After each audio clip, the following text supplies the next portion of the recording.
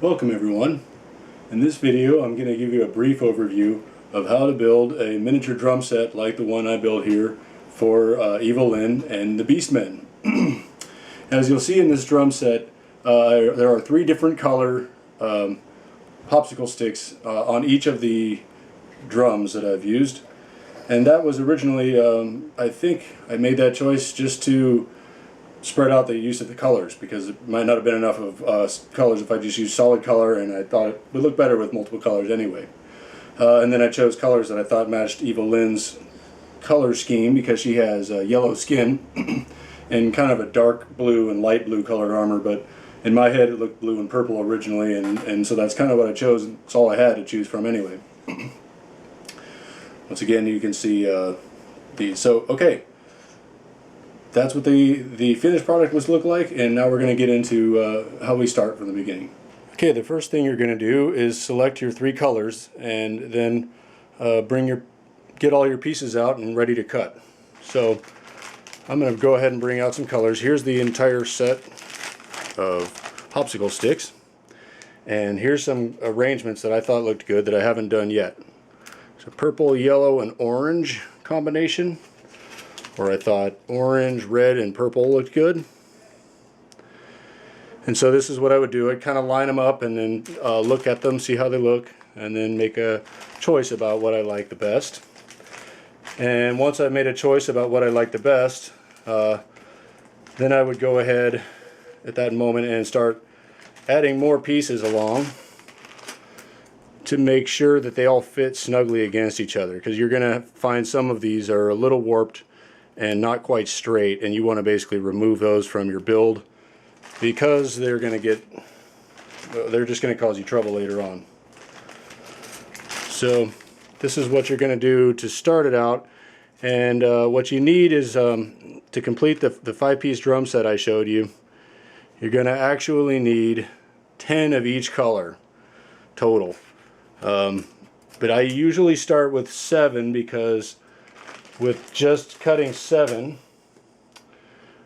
I can make the kick drum and the floor tom and both of the top toms.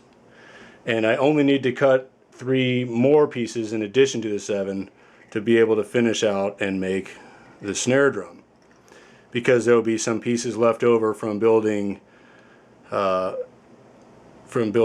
floor tom that I can use. When I cut them down will be some of the pieces that I use in the snare drum, and that's why we'll only need, so anyway, that's why we only need to cut 3 more in addition to 7. So what we have is we have 7 of each color in the kick drum, 5 of each color in these 2 drums, so they're the same diameter, 4 of each color in this drum, and 3 of each color in this drum. And so that's why it works out that way. So now I'm going to show you how to make the basic cuts. So for the kick drum here, and to get this cut and this cut, we're going to get all those at once, and the extras that we don't use for this cut we're going to trim down to that cut later. So here we go. We're going to choose right about here. This is the bottom of one of the kick drum pieces, or the front of the kick drum piece, so it'll be right there, and that piece will also end up being that'll end up being one of these pieces right here. So I use a razor blade, kind of push it down where I want it, rock it back and forth, flip it over.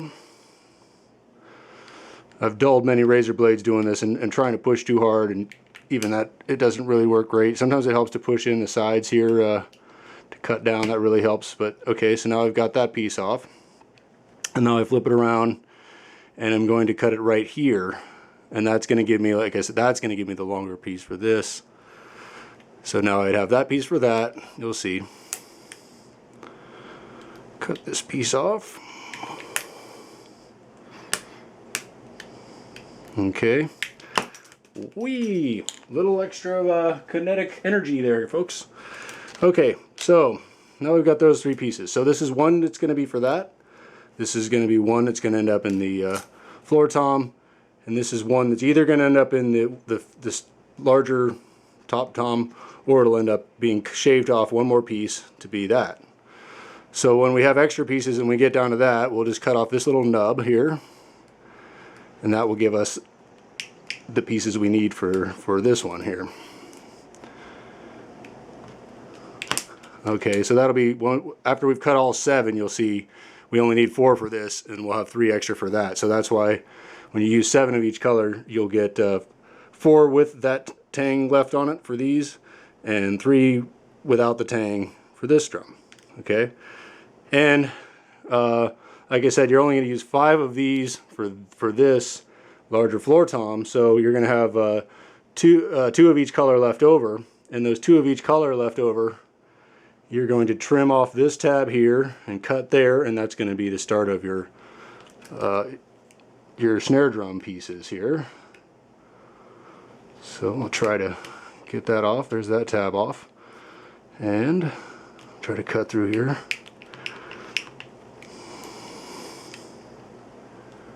Okay, so, and that would be the cut that's going to end up making the snare drum later. So I've showed you all the cuts here. You don't want to do them all at once. You actually kind of want to, like I said, you're going to cut the first 3 cuts. You're going to make 7 times so that you can make this piece, this piece, this piece, and then you'll trim again the 3 extra that are left over from this to make those, and then you'll have to cut 3. You'll have to bring out 3 new ones to get these last pieces for the snare. That's why in total you're going to need 10 of each color. Okay, so that's that. So what I do is I keep 3 paper plates handy dandy, and I would just sort them. This was actually part of that one, right? Yeah, and this was part of that. So I would be sorting these out as I go along, cutting them, so that I have them in 3 separate bins, basically. So you get the idea there, I think. All right, now I'm going to show you essentially how the gluing to the mold process here. So, okay. Okay, what we have here is another set that I've already started on. It's in progress, and it's showing you each of the different drum shells, and it's attached, or basically built around its mold. So each of these, this is a container for cannabis, happens to be, but I'm sure you can find a jar of roughly that size. These are spice containers here. It's a McCormick brand. This is some kind of floating thing to keep keys in or something. I just happened to found and use. This is a roll of quarters, and this is another spice device. So some of these have paper around them, additional paper to make the size just right. This one does not. This one does not. I believe this one does. Anyway, what I start to do is you want something to be on the inside of the shell, and the actual amount of paper used for this is kind of critical. So I actually recommend before you start gluing, as I'm just going to glue to show you, to demonstrate. You won't do that. You are actually going to first attach all your pieces without glue with a rubber band and just see that they fit. Because if they don't, you're going to want to change the amount of paper on the wrap that's on the inside of the shell, or that's on the spacing of this. So, okay, what you were going to do is we're going to say this is the inside of the shell, and I'm going to I would glue this together like so. Once I get an idea where I want it to be, where the glue is going to start, here, get the glue on.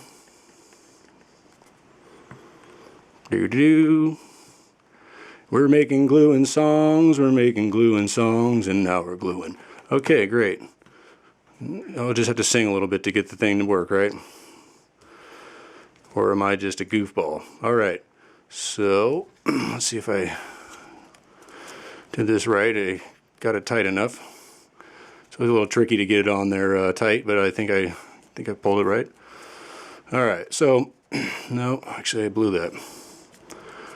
Well, you get the idea. You want that to be on there fairly tight. Just hold it for a few seconds.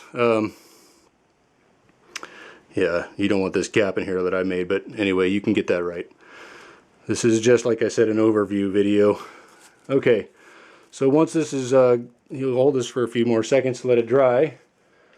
Then we're going to be able to start, like I said, I would line these up first all the way around, all the pieces you had. These are just scrap pieces, so don't fault me for the color choices here. You'd be lining them all up around this, and then putting a rubber band to just check the fit, because if the fit isn't good and there's gaps between them, you're going to want to add more paper, I believe.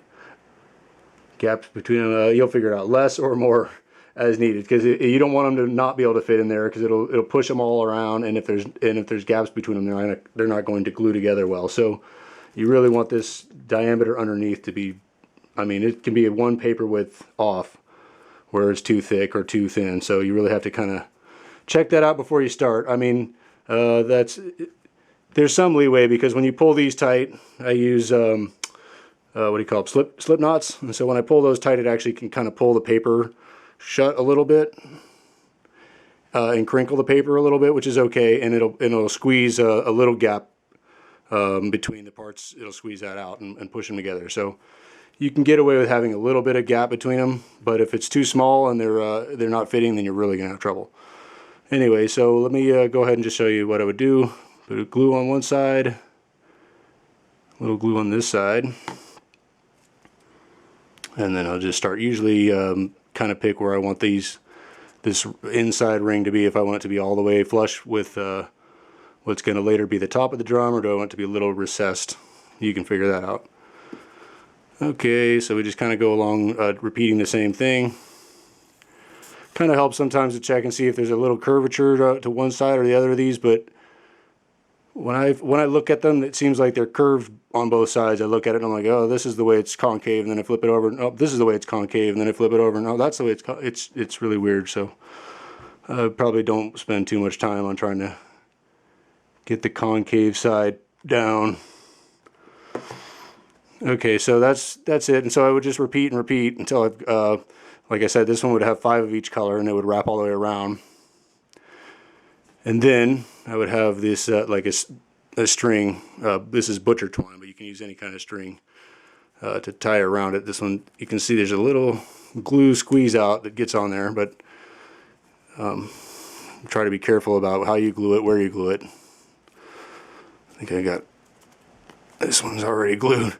But yeah, so you can kind of get the slip knot on there and then bring it in nice and tight. Whoops. How did I slip through there? Well, that's pretty interesting. Anyway, you get the idea there. So, once you're done putting them all together and gluing them, like I said, then you've got the extra pieces to cut for the snare drum, and that's it. So then you just let those glue overnight, and they're all done. So now I'm going to show you another phase of in-process pieces here. Okay, here's a couple more miniature drum sets that are in progress here. No heads installed yet, but otherwise everything is basically done on them. What you have to do after you've taken them off of the molds, so you see the paper inside. That was the liner, like I said. So you've taken the drums off, separated them from the, like I said, the molds. The next thing you're going to need to do is make and attach feet to this bass drum. And you're going to have to make this T-stand here for these, right? And then you're also going to have to get out and make this lovely stand for the snare, or something like it. And 3 more legs that I just kind of glue inside. You can see this tom here. So, again, those are made out of barbecue skewers, I think, bamboo skewers you can buy at the grocery store. I generally don't just pick one out like this. You can see this one's not straight. Generally, I kind of go through them and try to find straight ones when I'm doing this, but again, this is just a quick demonstration. So, and here I have some that are already cut and painted. I would recommend that for the feet that you're going to do down here, that you cut them and paint them even before you start to cut the edges so that they fit properly. Oh yeah, let me talk about that too. And then when I do the feet and glue them, I cut them on an angle on both sides and just kind of cut them angle until I fit them right. And then I also glue and attach these other small pieces. I don't know if you can see those here in the camera. I can barely see them in the camera lens thing, screen. So there's pieces there and pieces here. So those are just to reinforce the legs, give a little extra strength to this whole design here. So what you want to do for these stands here, the bottom, and this crossbar, and also for this, I use a razor blade again to cut. So first I kind of measure my pieces, get an idea what I need, and then I would cut them. Rolling it back and forth makes usually a straighter cut than just trying to jam it straight through. Okay, and then using some kind of measurement device or something, I try to get in the middle of it, wherever that is. But I'm just going to eyeball it quick here for us because I'm not wanting to waste too much time. So then you're going to want to start cutting out a piece in the middle so that you can fit it together with the other piece, right? So this is, and I'm using an X-Acto knife for this, a number 2 or 1, I believe, is the blade, or number 1. It's a 1 handle and a number 11 blade. So you can kind of see here, it's cut down a little bit here, I guess. But you need to cut this down quite a bit further. I'm not going to show you all that. And you'll do a matching piece, and then they fit together. And that's how you get these. So they're joined on the bottom, right? And then basically once you've got them joined, then you're just going to have to hold the glue carefully, hold it up straight, and wait until your glue kind of dries. So let's say I had 2 pieces joined on the bottom. That's like I've already cut a piece out, let's just say. And then I'm going to add another piece on top. I'm just going to put some Elmer's glue, same old, plain old dry, slow drying stuff. Put some of that to this after I've cut it. I'm just doing this, hopefully you can get an idea. I would have cut this to length already. And I'm just going to set it there and kind of hold it in place for whatever, about 20-30 seconds, and then let go of it and watch it kind of tilt and then bring it back and tilt and bring it back, and step back from it and look and peer and see if it's straight this way, straight that way, kind of turn it to the side, make sure it's not leaning which way or other. And you just kind of keep an eye on it for a good minute or two until the glue is dry enough that you can just leave it alone and it'll stay pretty straight. And that's how I got those to work. And then when I put the other piece on the top, same basic thing. I just sort of held it on top, let it sit for whatever, 30 seconds, and then just kept an eye on it and kind of kept moving my eyes back and looking at it from different angles to make sure that it was roughly level on all planes. So it takes a little bit of effort, a couple minutes. All this is slow for me. If you use super glue, I'm sure it's faster. Maybe even better materials, but that's what I'm using because I like going old school and like kiddie fashion stuff here. Okay, so the next step, oh yeah, what else do I need to show you with this? Anything? The crossbar, I actually do cut a little bit at an angle on the edges, so that would be something like this. You have to push straight through and push straight through. Okay, so that's how the top crossbar would be. And it wouldn't be quite vertical, it'd be leaning that way so that these drums can lean out that way. And then these drums actually drill a small hole in the side using a regular drill and a drill bit. And that goes all the way through the paper on the inside, and then I actually glue another piece of paper over that to reinforce the connection there. It adds more glue to the inside of the hole where the T-bar goes into the drum, essentially, at a little bit of an angle. And so you can you get quite a bit of adjustment. I make the hole so it's pretty fairly tight, and then those you don't have to watch too much. Once you put a little glue on them, they pretty much just fit however you want them because of the tightness of the hole that I drill. So, okay, the next step would be to add cut out and add these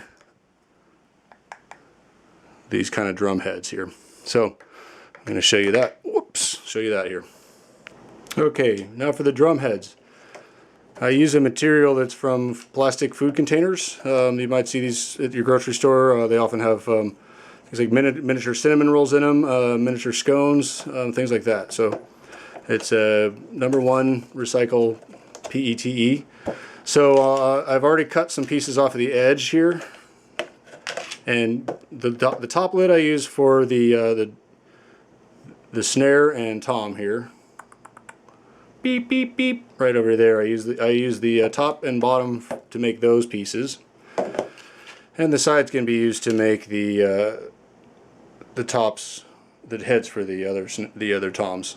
So I happen to know the size of these toms already fits, and I have some rings here on my cutting mat that fit the size. It happens to be, mine happen to be 30 millimeters, 40 millimeters, and 50 millimeters, just by chance. Now if it wasn't that way, if you made something different, you could always just trace onto here with a Sharpie pen what you're going to cut out. So actually, first, I tried to do this with an X-Acto knife, but actually scissors are much easier if you have a good pair of scissors. So I'm cutting off this extra edge that's just going to be in the way. I'm going to put that in my trash and get that out of the way here.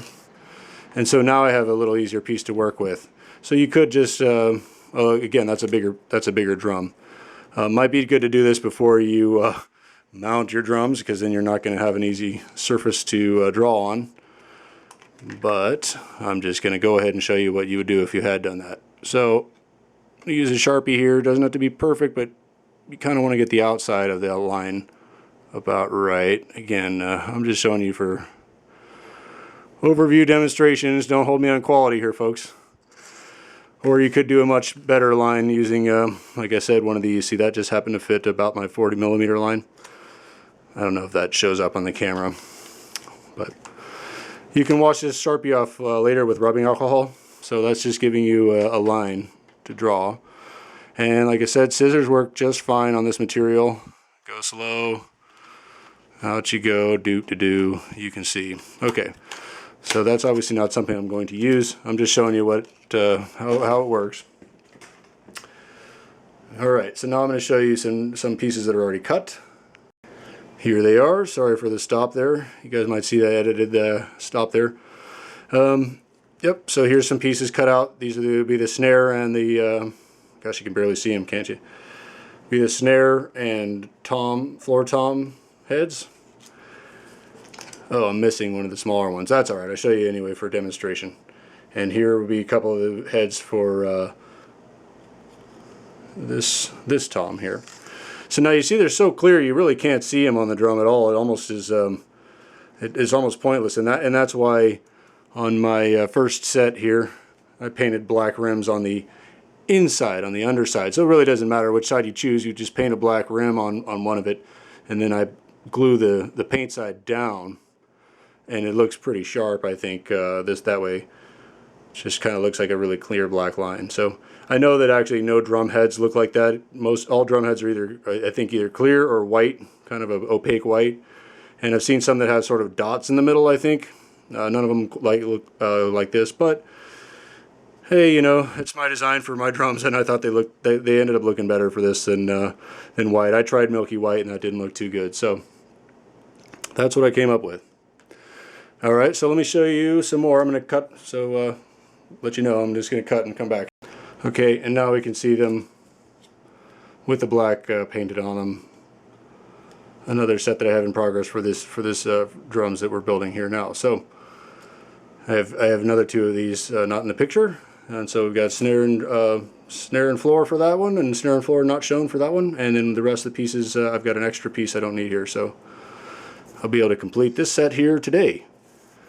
Now the last thing to do is actually kind of the funnest part of the whole thing, and that's designing the kick drum design. So on Evil-Lyn's, I used the design of her helmet, and I drew it first in a book, and then I just free-handed it with a pencil on here, and then painted it on with the paints. You may have seen the Crayola paints and some other acrylics, and then there's a clear coat sprayed on top of that. So I'm going to show you some of the designs that I'm working on, and then I'll show you the further finished design. Okay, here's my sketchbook showing you some of the designs. This is, like I said, Evil-Lyn's helmet. Did I say Tila before? I'm sorry if I did. This is Evil-Lyn's helmet, not Tila's. There's my first attempt at it. And then we'll go on and start showing you some of the other ones I started working on. what do we have here? I had a sword kind of in fire, sword and fire, crossed swords. And then I'm working on an octopus design down here. More working on the octopus design, trying to come up with that. The blue color was just cleaning a brush off and seeing how that looked. Thought, hey, it looks kind of like a Hydra logo, doesn't it? Here was just designing my KFC Colonel Sanders logo that ended up in the He-Man versus Meats Snapper video. This is a Mr. Yuck like symbol. This is a design in the 70s to keep kids away from poisonous substances. Thought it might look good on the green color one that I'm working on now, but I've come up with a different design for that now.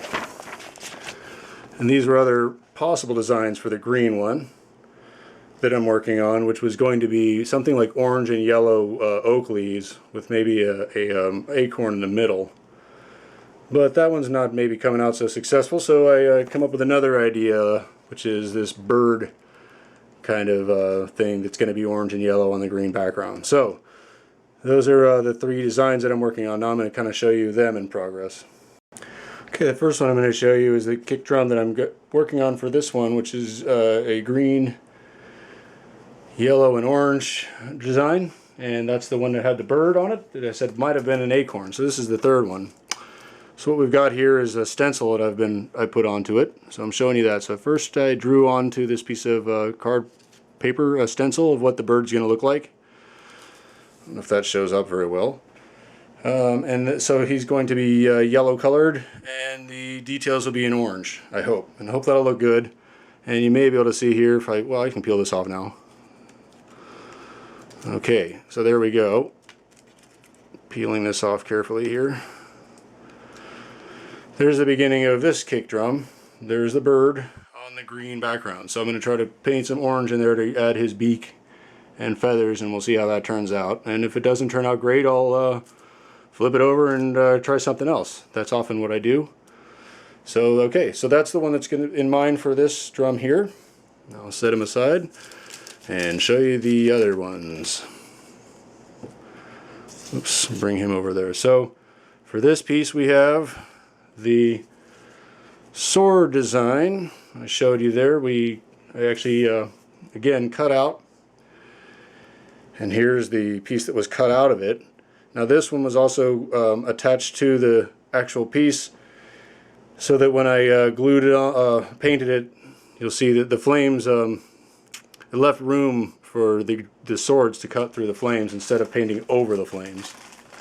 So that finished looks like this. And that is going to be the kick drum head here. I think that looks pretty awesome. Hope you guys agree. Okay, and for this purple set here, we have our octopus design. Again, I made a stencil and cut it out, and then painted, used the painted through this piece. Or drew, actually I didn't paint through it. I used a pencil to outline it and then painted on. So you'll see, and then I'm going to show you here. Here we go. Voila! Purple octopus and blue background. But I decided, you know, I don't really like how this looks that much. And what I decided to do was change the color scheme. So we have a red octopus with a purple outline. And I think this one looks quite a bit better. I don't know if it shows up on the screen, but here we go. So that's, like I say, experimenting. Sometimes you just got to try things out, and or I do anyway. I actually made a second one of these originally just with swords, then I flipped it over and painted the flames and figured out how to paint flame.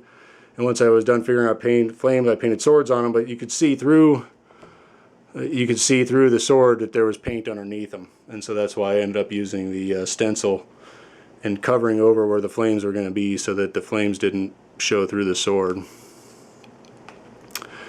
So like I said, I think this is kind of the most creative part of it at this point, is coming up with a design for the kick drum head. Now I didn't show you how I actually make this material, but I can show you real quick here. This is the Model Magic stuff. I've showed you in another video. It's Crayola. It's a lot like marshmallow. So I roll it into a ball and put it down on something flat. And then I use something clear to press it down so that we can get a nice, oops, I don't want to use that wax paper. Where's another piece of wax paper here, boss? There we go. So let's say we have this a little more round than I've got it. That's close enough for, as they used to say, close enough for government work. And what I would have normally is something like this mold already designed on top, so I would know how big it needs to be. It needs to come a little bit larger than outside of this because it's going to shrink. So it actually needs to be like a 1/16 of an inch on each side, larger than the kick drum, so that when it shrinks down, it's going to be the perfect size. So you want to get this size, like I said, add a 1/16 inch to each side. You're going to get something like this, and you're just going to smash it down until it's the right size. I would recommend something more rigid than this. I usually use a glass piece of Tupperware, not Tupperware. Anyway, a glass piece of Pyrex, and that gives me a better surface to push down with than that. But anyway, that gives you an idea. This is a little thick. You can see you got to push it down until it's quite a bit thinner. Also, you can add some color to this using magic marker. Just regular old magic marker can be added into it and mixed in, and that adds color. So all these heads I did actually start with some color, but the final color you're seeing on top is actually from paint. It's not the magic Model Magic color that was underneath. So you really could just leave it white and paint it anyway. I don't think it really makes a difference. It just makes me kind of feel a little more, if it chipped or something, it wouldn't make as much of it wouldn't be as obvious, because there is a blue under this blue and there is an orange under that orange. But like I said, what you're seeing is actually paint on top of it. So you can leave it white, let it dry for 3 days, and then you're able to paint on it. So that's pretty much it. And to finish everything up, you're just going to use more glue, regular glue. Put a line around. Actually, I would put a line on the wood itself. And then I'll attach it. I could just do this for the camera now, but I'm going to wait and do it later when I'm a little more situated and sitting properly. So then I glue that, and then the same thing with the drum heads that are going to go on top. I'll just put a little glue there. That's another reason to put the black line, is it'll cover any kind of glue mark that would show up from the glue. So I'll just put the glue there and then attach the clear plastic drum head on top, and those will be done. So thanks everybody for watching. I hope you enjoyed this video and got some ideas to make your own little miniature drums or miniature whatever you want to make. All right, thanks for joining me, guys. Bye-bye.